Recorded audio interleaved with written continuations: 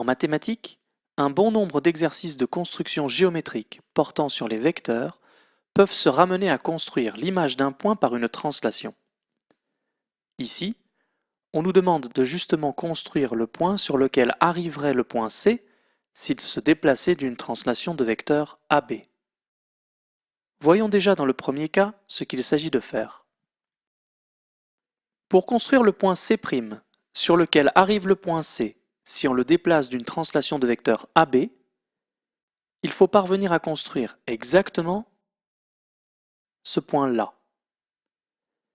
Évidemment, quand on doit faire un tel exercice sur une feuille de papier, le vecteur AB ne bouge pas magiquement vers le point C pour nous montrer le point à construire. C'est à nous de faire, en quelque sorte, ce déplacement. Ce que nous devons en fait faire, c'est construire ce parallélogramme. Une fois qu'il sera construit, le point C' sera évidemment ce point-là. Pour construire ce parallélogramme, le plus simple est de faire cette construction comme dans les plus petites classes, en utilisant un compas. Rappelons comment on s'y prend. D'abord, on prend l'écartement AC. On pique le compas en B, et on fait un bout du cercle de centre B et de rayon AC. On prend ensuite l'écartement AB, on pique en C, et on fait un bout du cercle de centre C et de rayon AB. Et on vient couper le premier arc de cercle déjà fait. De cette façon, on a construit le point C' sur lequel arrive le point C quand il se déplace d'une translation de vecteur AB. Et on a répondu à la première question. On a aussi répondu à la deuxième question, car dans un tel cas, on dit que C' est l'image du point C par la translation de vecteur AB. On a également répondu aux questions 3 et 4, car les vecteurs AB et CC' ont même direction, même sens et même norme, et sont égaux. Chacune de ces 4 questions est une façon différente de demander la même chose. Voyons donc maintenant rapidement comment refaire cette construction quand les points ne sont plus tout à fait au même endroit. La première chose à faire est de visualiser, dans sa tête, à quel endroit devra être le parallélogramme qu'il faut faire. Il faut placer le point C', image du point C par la translation de vecteur AB. Le point C' doit-il être par ici, par là, par là? Pour ne pas se tromper, on commence par tracer le vecteur AB sur notre feuille de papier. Et ensuite, on imagine qu'il se déplace comme sur l'animation vidéo.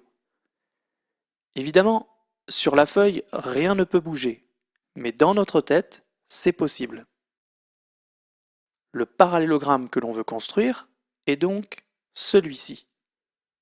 Même si ce parallélogramme n'est construit que dans notre tête, nous savons que le point C' doit se trouver dans cette zone.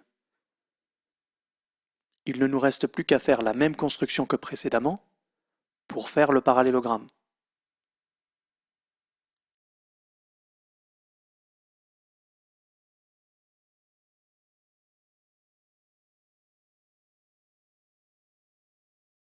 Pour finir, on place le point C'.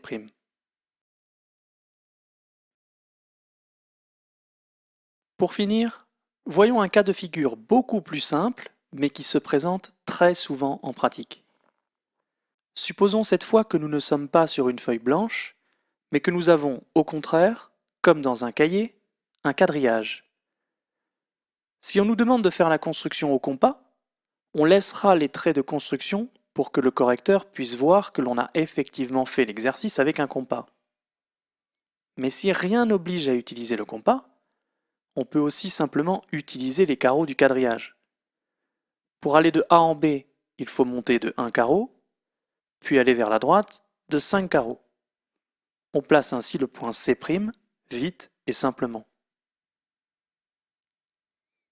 Cette méthode qui consiste à compter les carreaux est tellement plus simple qu'elle motive dans la suite l'envie de donner au vecteur des coordonnées, pour pouvoir ramener beaucoup de problèmes de vecteurs à des calculs sur ces coordonnées, comme si on comptait des carreaux.